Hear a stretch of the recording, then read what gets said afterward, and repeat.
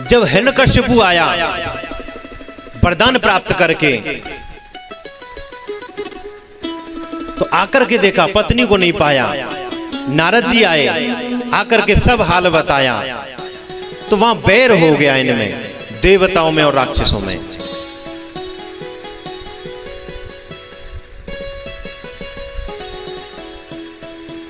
जब प्रहलाद जी उत्पन्न हुए, जन्म लिया, तो उन्होंने हिरण्यकशिपु ने अपने यही गुरुकुल में भेज दिया प्रहलाद जी को, शंडामर्क जी के पास में। शुक्राचार्य जी के पुत्र थे शंडामर्क जी, उनके आश्रम में भेज दिया पढ़ने के लिए। लेकिन प्यारेओ, वो नहीं पढ़े। जैसे किसी पुस्तक में अगर पहले से ही अक्षर छपे हों तो क्या लिखाई हो सकती है? नहीं हो सकती। ऐसे ही जो प्रहलाद जी थे ना, वो तो पहले से ही पढ़े पढ़ाए आए थे। जब पढ़े पढ़ाए आए थे तो गुरु ने खूब पढ़ाया, लेकिन पढ़ न सके। एक दिन राजन आए, जब हिरण्यकशिपु आया, राजा को देख करके शंडामर्क जी ने प्रहलाद जी को उनके पास भेज दिया, बैठाला और कहा, पुत्र बताओ तुमने क्या सीखा?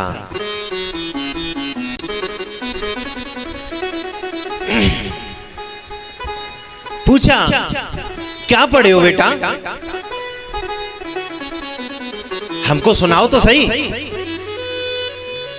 बोले, पिताजी केवल हमारे जो रक्षक है ना, केवल एक परमात्मा है, केवल उसी का चिंतन करना चाहिए, स्मरण करना चाहिए, गायन करना चाहिए। हिरण्यकशिपु ने कहा शंडामर्क जी से, कहे ये क्या पढ़ा रहे हो तुम मेरे पुत्र को? मुझे अपने पुत्र को बाबा जी थोड़ी नहीं बनाना है, मुझे तो राक्षस बनाना है जैसा मैं हूं।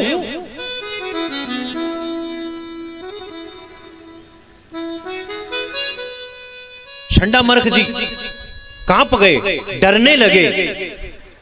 कहा कि राजन हमें क्षमा करो, हम दोबारा ले जाते हैं, प्रयत्न करते हैं। कहा ठीक है ले जाओ, लेकिन अगली बार ऐसा नहीं होना चाहिए। कहा ठीक है इस बार नहीं होगा।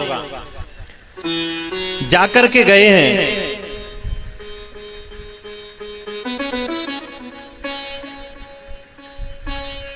लेकिन शंडामर्क जी एक दिन क्या हुआ, आश्रम से बाहर गए थे किसी काम से।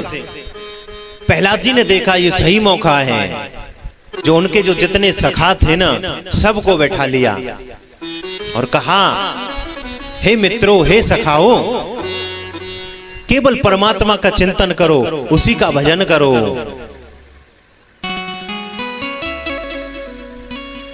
केवल एक वही है जो हमें भव से पार कर सकता है।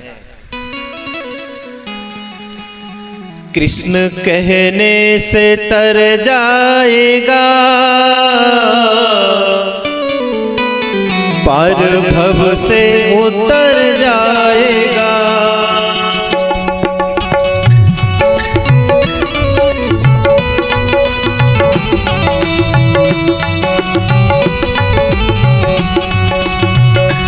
कृष्ण कहने से तर जाएगा,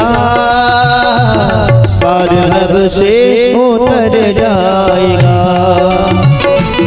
कृष्ण कहने से तर जाएगा, पार भव से उतर जाएगा।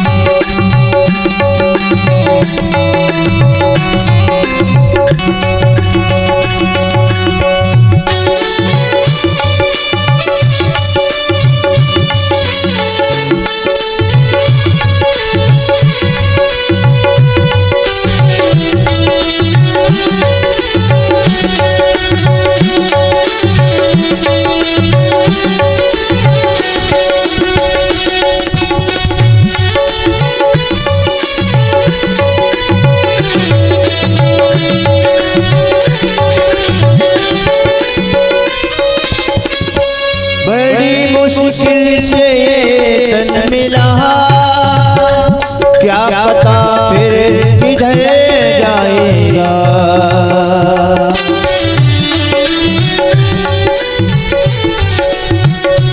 बड़ी मुश्किल से नर तन मेरा,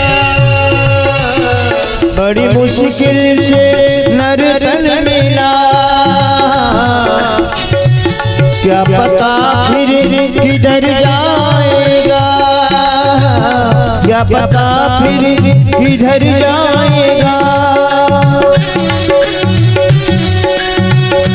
पार भव से उतर जाएगा, कृष्ण कहने से तर जाएगा, कृष्ण कहने से तर जाएगा, पार भव से उतर जाएगा,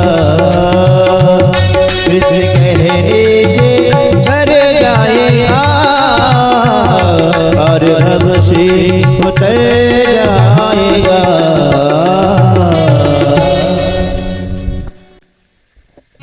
कृष्ण कहने से तर जाएगा, पार भव से उतर जाएगा।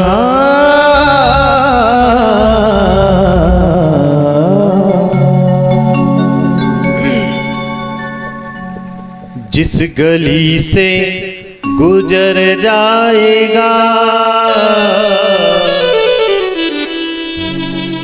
काम ऐसा जो कर जाएगा, नाम अमर जो कर जाएगा।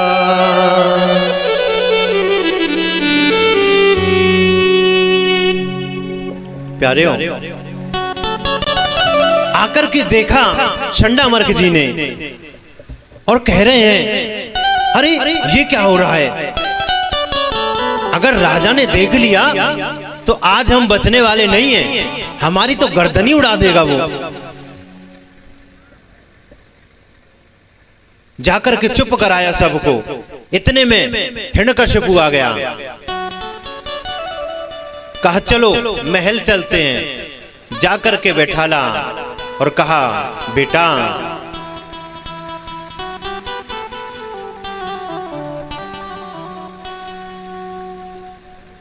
अब बताओ तुमने क्या सीखा? बोले पिताजी, श्रवणम कीर्तनम विष्णु स्मरणम पाद सेवनम अर्चनम बंदनम दासम शक्यमात्म निवेदनम।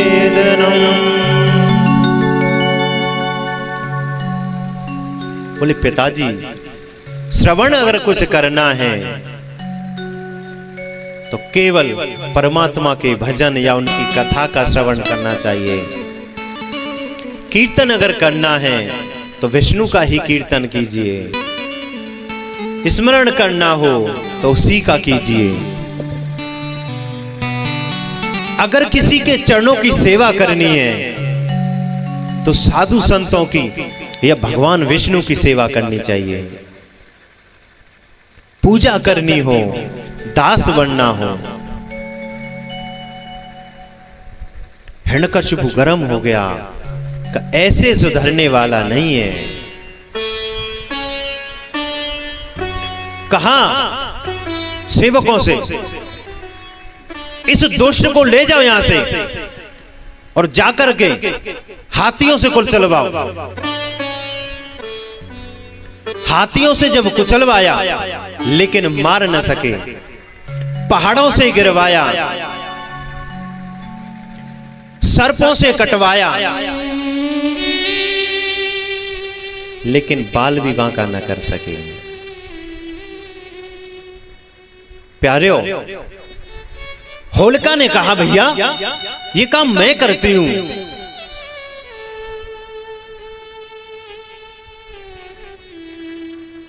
बोले ठीक है, ले जाओ उसे मेरी दृष्टि से के आगे से। मुझे दिखना नहीं चाहिए, मुझे ऐसी औलाद नहीं चाहिए जो मेरी बात ही नहीं माने। होलिका ले जाकर के अपनी गोद में बैठ गई। कहा भैया मैं इसे भस्म कर सकती हूं, क्योंकि मेरे पास ब्रह्मा जी के द्वारा दी हुई एक ऐसी चुनरी है जो इसे जला के राख कर देगी। मैं बच जाऊंगी उस चुनरी से, लेकिन जो अग्नि जलेगी वो इसे जला देगी। ठीक है ले जाओ। जब ले गए और अग्नि जलाई तो भगवान ने कृपा की, हल्की सी हवा जब हुई तो जो चुनरी थी वो प्रहलाद जी के ऊपर आ गई और होलिका का गोविंदाय नमो नमः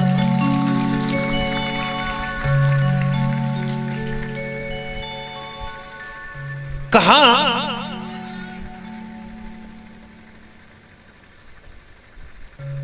बोले ब्रह्मा जी आपका वरदान तो झूठा हो गया। बोले क्यों? बोले आपने वरदान दिया था कि मैं ऐसे ओढ़ूंगी तो मेरी मृत्यु नहीं होगी, मैं जलूंगी नहीं। का वरदान तो दिया था, लेकिन वरदान इसलिए था कि तुम्हारी रक्षा करेगा, इसके लिए नहीं कि तुम भगवान के भक्त को ही जला दो। क्योंकि ये जो अग्नि है ना, उसकी अग्नि नहीं है, अग्नि देवता की। बोले तो? बोले जो अपराध भगत कर करई, राम रोष पावक सो जरही। बोले ये भगवान की अग्नि है। जो किसी भक्त का अपराध करता है कोई, तो भगवान कहते हैं मैं अपना अपमान सहन कर सकता हूं, अपराध सहन कर सकता हूं। कोई मेरा अपराध करे, मेरे लिए मुझे कितनी भी गालियां दे, लेकिन किसी भक्त का कोई अनहित करेगा तो मैं छोड़ने वाला नहीं। तो प्यारे जी, जो अग्नि होलिका को जिसने जलाया था वो भगवान की क्रोध अग्नि ने जलाया था।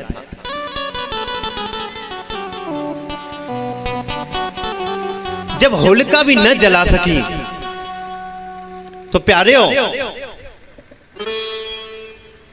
राजा ने कहा कि तुम ऐसे नहीं मानोगे।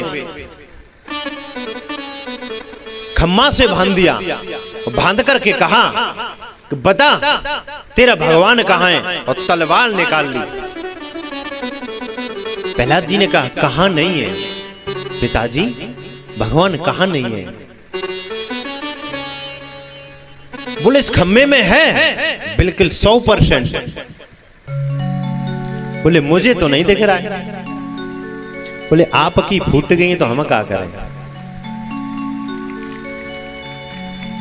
हैं? आपकी फूट गई है, हम क्या करें?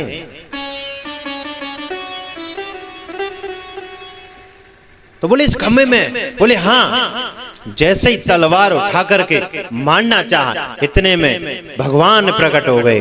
बोले नरसिंह भगवान की जय हो।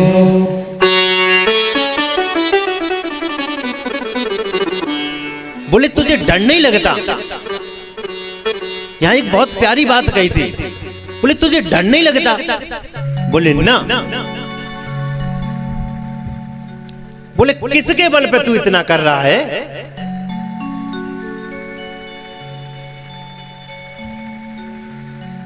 प्रहलाद जी ने कहा माने कि जिसके जैसे एक बार लंका में एक और भक्त गया, अंगद। रावण ने कहा तुझे डर नहीं लगता? बोले नहीं। बोले क्यों? जाके लवलेश ते जितहु चराचर झार। बोले जिसमें आपका बल है उसी में ही मेरा। मुझ में भी उसी का ही बल है।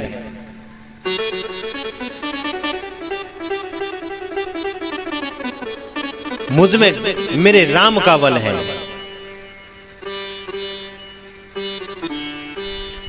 तो प्यारियों, नरसिंह भगवान प्रकट हो गए। युद्ध चला पूरे दिन, युद्ध चला। देवता कह रहे हैं, बोले भगवान अब कब मारोगे? बोले अभी समय नहीं है।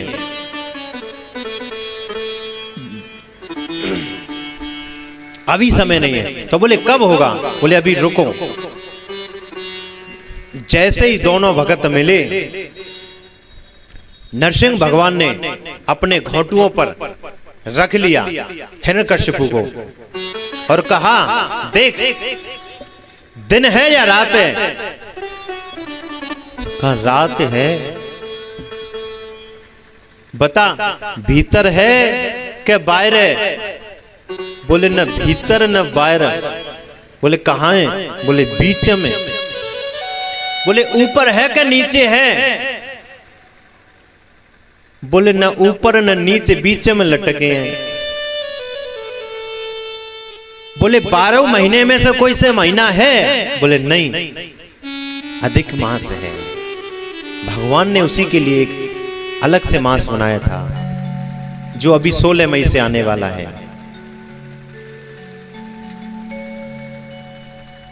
बता मैं मानव हूं या जानवर हूं? बोले 2 in 1, न मानव हो और न जानवर हो। तो भगवान ने देखा और उसकी आंतें फाड़ दी और आंतें फाड़ करके गले में डाल लिया और क्रोधित हो गए। जब क्रोधित हुए तो ब्रह्मा जी आए कि कैसे भी शांत हो। ब्रह्मा जी ने आंखें लाल देखी। बोले उचित समय नहीं है। लक्ष्मी मैया के पास गए, जाकर के देख कहा कि मैया आप ही जाकर के समझाओ। बोले हाँ कोई बात नहीं। जब गए हैं प्यारियों, तो लेकिन लक्ष्मी मैया ने जब देखा कि आंखें बहुत लाल हैं, तो लक्ष्मी मैया भी साइड से खिसक गई। बोले इस समय सही नहीं है। तो ब्रह्मा जी ने कहा कि बोले और किसी की बस की बात नहीं है इन्हें शांत करना। प्रहलाद जी को ही आगे कर दिया और जैसे ही प्रहलाद जी आगे आए, भगवान ने गोद में उठा करके उसको चाटने लगे।